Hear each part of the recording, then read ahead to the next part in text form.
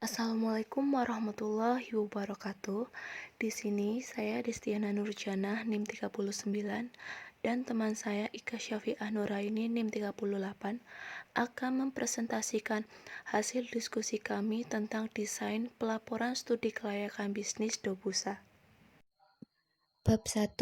Pendahuluan dan ringkasan bisnis. Latar belakang bisnis. Studi kelayakan bisnis sangat dibutuhkan untuk keberhasilan suatu usaha. Sebagai pembisnis harus selektif dalam membangun suatu bentuk usaha. Dengan menggunakan studi kelayakan dan memperhatikan pasar saat ini, kami melakukan usaha rumahan Dobusa.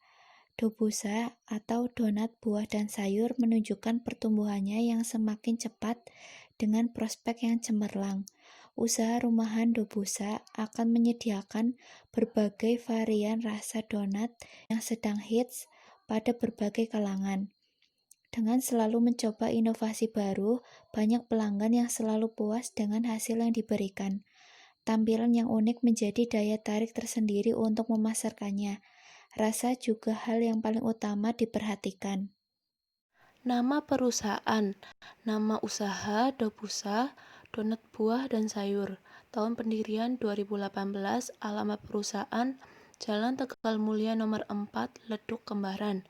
Pemilik Destiana Nurjana, Ika Syafi'ah Nuraini, Renita Dwi Rahayu, Pramilu Primandiri. D. Gambaran bisnis. Dibentuknya usaha Dobusa atau donat buah dan sayur dimulai pada saat mata kuliah kewirausahaan tentang pembuatan produk untuk mendapatkan legalitas PRT sehingga usaha Dobusa, donat buah dan sayur dibuat dan dipasarkan di seluruh kalangan konsumen untuk jenis bidang usaha makanan. Pemilik perusahaan ada 4 orang yang selama ini sudah dibagi masing-masing tugasnya, agar semua pemilik bisa bekerja sama untuk bisa membuat produk, memasarkan, atau memperkenalkan produk ke semua kalangan sehingga produk bisa bersaing dengan yang lain. Bab 2. Aspek organisasi dan manajemen. Surat perizinan, SIUP, surat izin usaha perdagangan. Surat izin yang diberikan kepada suatu badan usaha untuk dapat melakukan kegiatan usaha perdagangan. Nomor induk berusaha 81 200 192 01517. Tanggal perizinan 11 Desember 2018. NPWP Nomor Pokok Wajib Pajak. Sebagai unit bisnis, usaha Dobusa mendaftarkan NPWP atas aktiva usaha ke Departemen Perpajakan setempat. NPWP merupakan nomor yang diberikan kepada wajib pajak sebagai sarana dalam administrasi perpajakan yang dipergunakan sebagai tanda pengenal diri atau identitas bagi wajib pajak dalam melaksanakan hak dan kewajiban perpajakannya. Nama pemilik Renita Dwi Rahayu, nomor NPWP 868038502100. Struktur organisasi. Ada ketua, manajer pemasaran atau admin, di bawahnya ada divisi dan karyawan. Kemudian ada manajer keuangan atau bendahara, di bawahnya ada divisi dan karyawan. Kemudian ada manajer produksi atau bagian produksi, di bawahnya ada divisi dan karyawan. Uraian tugas pekerjaan. 1. Ketua kelompok bertugas mengkoordinir semua anggota untuk menjalankan tugasnya dan bertanggung jawab atas kelompok kecil dan produk yang dihasilkan. Bertugas dalam mengambil keputusan, menetapkan sasaran, dan menyusun kebijaksanaan. Selain itu, mengkoordinasikan dan menempatkan pekerja. Mengkoordinasikan kegiatan-kegiatan antara bawahan dan atasan, maupun antar bagian atau unit. Kedua, admin bertugas untuk mempromosikan produk kelompok di media sosial dan merekap semua penjualan yang berasal dari media sosial, kemudian dilaporkan dan dilakukannya pembukuan, mengelola buku harian dan kegiatan perusahaan. Admin bertanggung jawab kepada ketua kelompok. Admin merekap juga sebagai anggota yang bertugas untuk memasarkan produk ke semua kalangan. 3. Bendahara bertugas untuk mengelola, mencatat keuangan yang berasal dari penjualan produk kelompok dan melaporkannya kepada ketua kelompok, membuat laporan keuangan perusahaan, hasil lengkap sebagai anggota yang bertugas untuk memasarkan produk atau melakukan promosi ke semua kalangan. Keempat, bagian produksi. Melaksanakan produksi dan prosedur kualitas sesuai dengan ketentuan perusahaan. Mengatur dan mengkontrol bahan baku proses produksi sehingga menjadi bahan dengan ketentuan target yang telah ditentukan perusahaan. Memahami kerja dengan standar keamanan. Kelima, divisi atau karyawan. Dalam menjalankan perusahaan dibantu oleh divisi yang bertanggung jawab untuk membantu atasan mereka guna terwujudnya tujuan perusahaan. Bab 3. Aspek pemasaran dan pasar. A. Nama produk yang dipasarkan dan kegunaannya. Nama produk dobusa atau donat buah dan sayur. Donat atau donat dalam bahasa Inggris adalah panganan yang digoreng, dibuat dari adonan tepung terigu, gula, telur, dan mentega. Namun kami akan inovasikan menjadi donat yang berbahan dasar buah dan sayuran agar lebih sehat dan agar berbeda dari produk yang lain. Selain itu, agar menambah minat konsumen. B. Wilayah daerah pemasaran. Target lokasi yang kami tuju adalah masyarakat Banyumas dan sekitar Universitas Muhammadiyah Purwokerto karena untuk tempat produksi sendiri berada di area tersebut. Segmen pasar. Dengan begitu banyak usaha makanan ringan yang berbentuk donat, karena kita tahu donat dapat menyentuh setiap golongan dari anak-anak hingga dewasa menyukai donat. Selain itu juga di daerah tempat kami membuka usaha yang sangat potensial mengundang calon pelanggan lain di luar mahasiswa dan warga sekitar. Melihat kondisi di atas, kami pun tertarik untuk membuat suatu usaha kuliner yang berbentuk cemilan donat buah dan sayur dengan berbagai topping atau tambahan berbagai macam rasa, serta didukung dengan tempat sangat strategis dan banyak calon-calon pelanggan yang beraktivitas di sekitar tempat usaha kami. Kebijakan harga. Harga adalah suatu nilai tukar yang bisa disamakan dengan uang atau barang lain untuk manfaat yang diperoleh dari suatu barang atau jasa bagi seseorang atau kelompok pada waktu tertentu dan tempat tertentu. Harga produk yang kami jual sangat terjangkau, karena setiap produk seharga Rp7.000 dengan bisa bebas memilih topping sendiri. Sistem distribusi. Kami menjalankan sistem transfer untuk jalan pembayaran dan produk kami kirimkan melalui jasa pengiriman. Sedangkan untuk transaksi dengan wilayah yang dekat, kami menggunakan sistem offline COD atau cash on delivery. Sebagai perencanaan, kami berniat untuk menambah karyawan sebagai reseller untuk membantu penjualan kepada konsumen. F. Sistem promosi. Pada dasarnya, internet dapat diakses oleh siapa saja, kapan saja, dan di mana saja. Kami mempergunakan media sosial seperti WhatsApp, Instagram, dan Facebook. Selain itu, promosi juga kami lakukan dengan cara face-to-face atau secara langsung. Untuk menarik minat konsumen, kami juga memberikan sampel produk dan memberikan diskon dengan presentase tertentu pada waktu-waktu tertentu.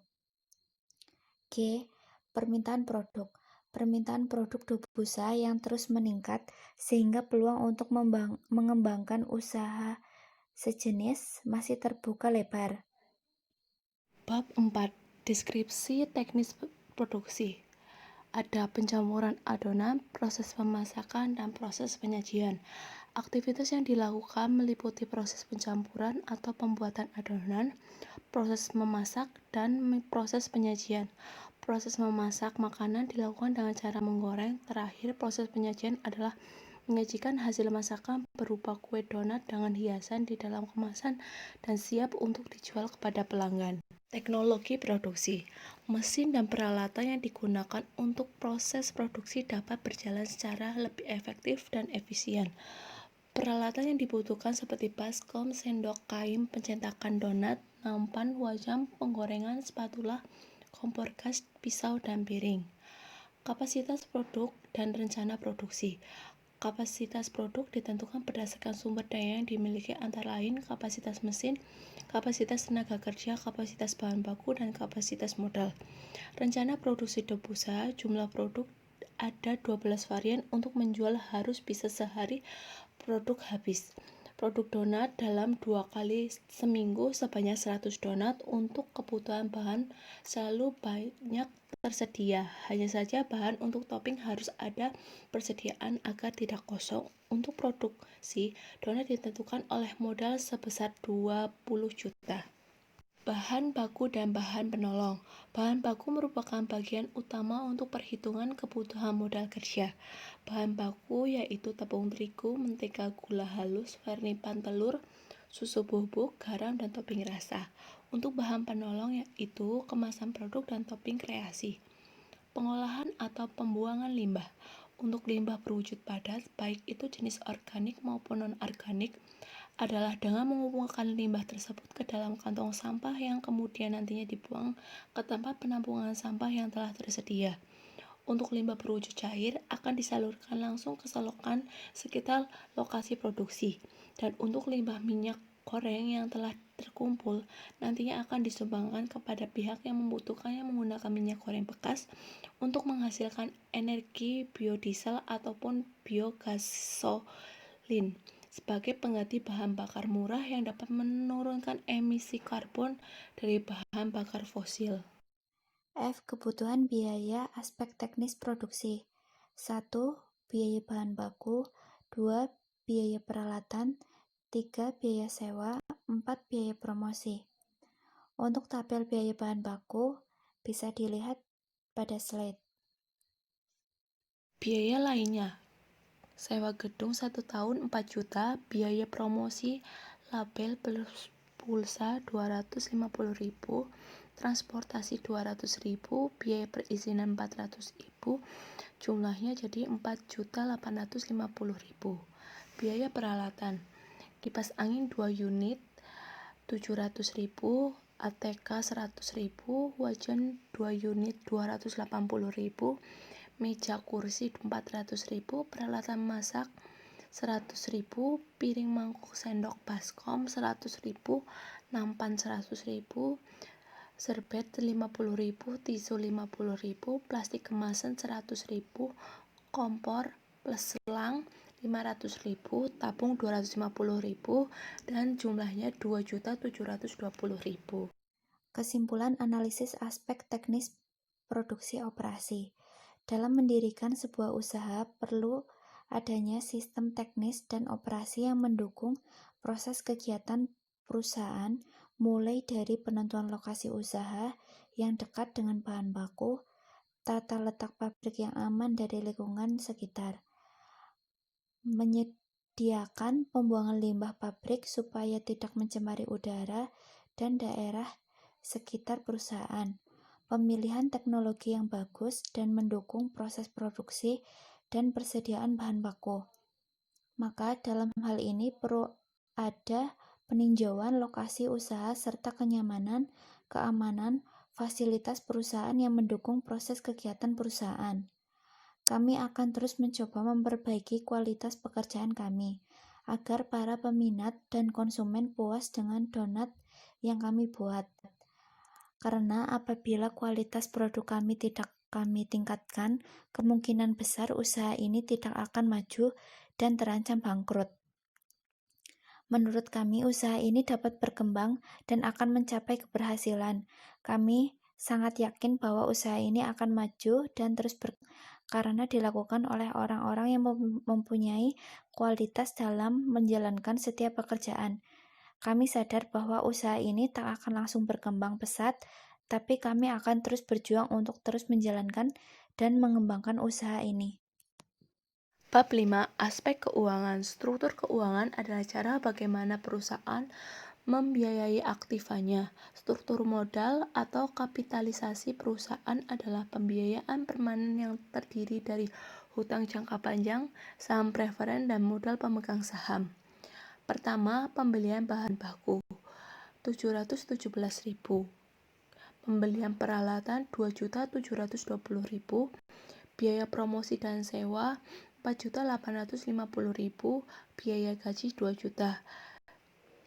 Untuk jumlah 10.287.000. B. Proyeksi keuangan perusahaan. Proyeksi keuangan adalah sebuah perencanaan keuangan atau sebuah anggaran untuk usaha yang sedang dijalani, untuk memperkirakan jumlah biaya yang mungkin timbul dan proyeksi pendapatan yang akan dihasilkan untuk periode tertentu. Bisa dilihat tabel pada slide. Proyeksi pendapatan. Penjualan per hari 10 kali 7.000 sama dengan 70.000. Penjualan per tahun 70.000 dikalikan 360 sama dengan 25.200.000. Untuk pendapatan dari penjualan produk 3.600 dikalikan 7.000, 25.200.000.